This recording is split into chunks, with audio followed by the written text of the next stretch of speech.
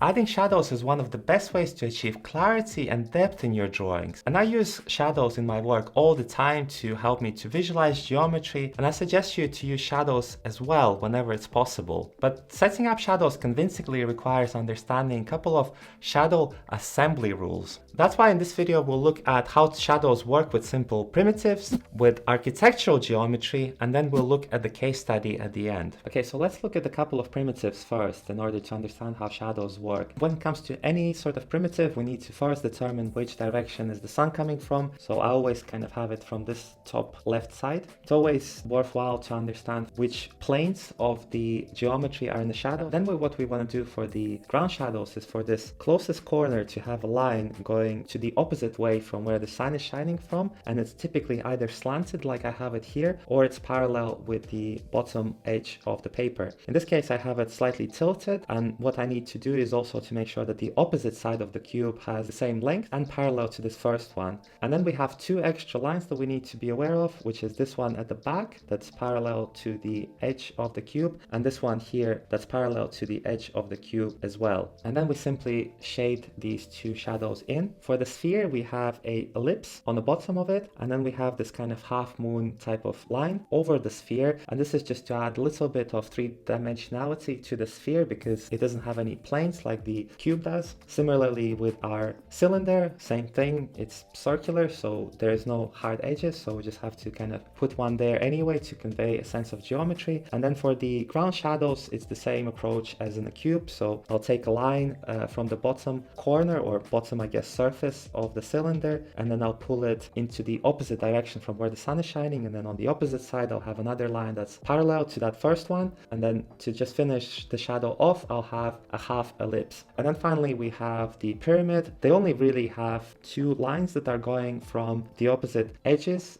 So for this next example we'll look at a bit more sophisticated shape, which is this. And in order to understand how shadows would work on something like this, what we really want to do is to boil it down to the basic elements. So in this particular case what we can see is that we have a cube over here, a cuboid over there, which is the bigger volume, another one here, and then one that's kind of extruded downwards into the ground. So we have 1, 2, 3, 4 volumes in total. And in order to help to visualize that, I've drawn some extra lines. Next thing I want to do is to figure out how the shadows would fall. So I'll turn on this layer over here. In order to construct the shadow on an object like this, we need two types of lines that would always be oriented the same direction. The first one, which is at the bottom of each cube, starting point is this line here. As we covered previously, that's the ground contact shadow line that goes away from the sun. And then we have the second line that would define the extent of that shadow. So it's almost like a small triangular shape that we need to position at every corner of the cuboid.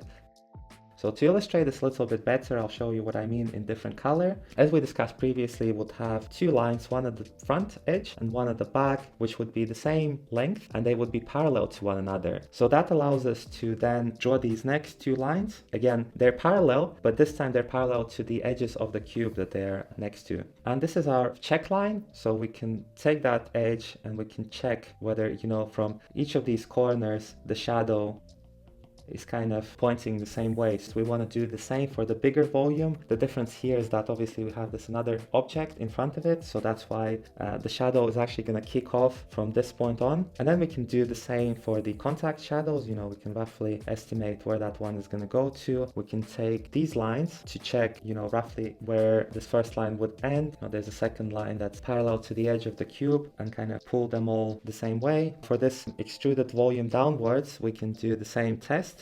Pull the two lines, and then what we can see is that actually the shadow lines would not be perceived, because actually in fact this bigger volume is blocking the small shadows that this extrusion downwards is casting. So how do we know that? Well, we do the same as before. We pull the lines down from the top corners, and then we can actually do a quick check. Because this has an extrusion downwards, we need to kind of pull an imaginary line towards this edge of the cube, and then as we did before, pull another line from its corner, and then where the two lines interact, we pull a line down and across, and that gives us this volume. And then at this point we can put the shadows in to check if they're correct, and there you have it. Hopefully that made some sense. So for this next case study, I have this part 3D view of a residential flat development, and I have its corresponding elevation over here, and I'll try to put shadows onto it. So the way I will approach this first, I'll simply go over the faces of this geometry that will have shadows on it.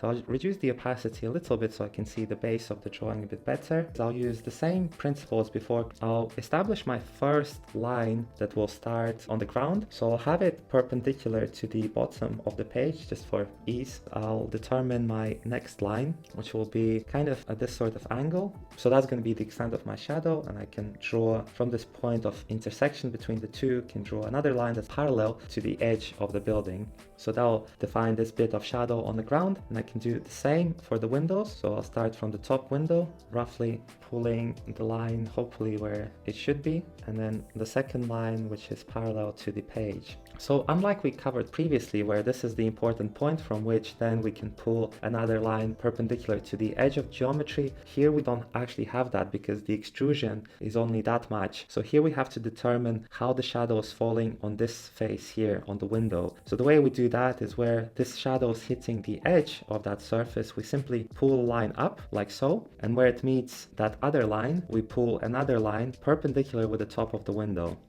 So essentially we pull two lines, one up and one sideways, and that gives us the area that we need to hatch for the shadow. And for these other windows, because they're the same size, I'm not going to bother going through the same process. I'm just going to kind of project those two same lines where I think they should be, and then also do contact shadow, and I'll do the same right over here.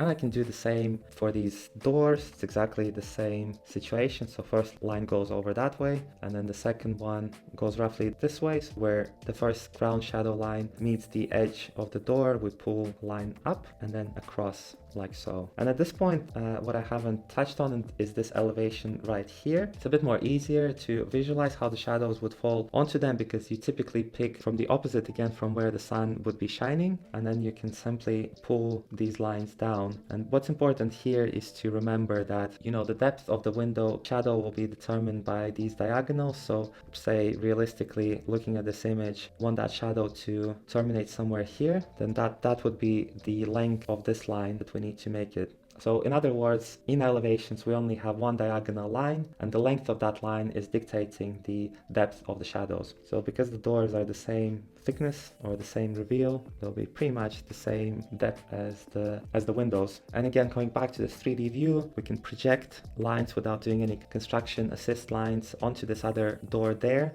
because again, they're the same size. Can also do a little contact shadow here. So for this balcony here, it's quite interesting because it's recessed. So part of it will receive a shadow from this opposite perpendicular wall. But how do we determine where that shadow is going to land? Well, first of all, what we need to do, we need to extend that bottom line out over here, so the edge of the balcony, as if it was flush with the face of the wall. And then what we do is simply pull a line, the kind of imaginary line of the ground shadow, towards the face of the balcony, and that gives us, at that intersection point with the balcony, gives us the edge of the shadow. And then from this point we can continue pulling the shadow on the balcony itself, and this little fence-like construction will have a shadow too.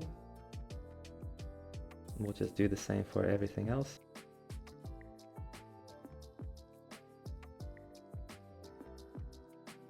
Here again, when it comes to this overhang, we want to figure out roughly where the bottom edge is. From there we can pull perpendicular line, just as before, and where this line meets determines the shadow line. And we can show that on this elevation as well. Shadows, we can create a new layer on top, just trace our shadows a bit more clearly in a black line.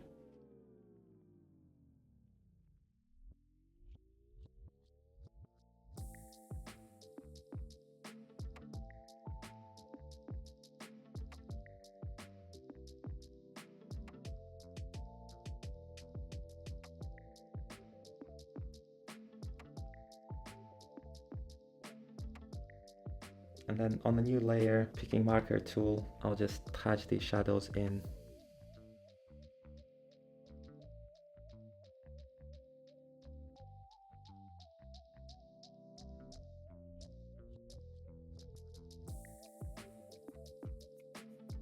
And then lastly, I'm going to do the same with the shadows over here on the elevation.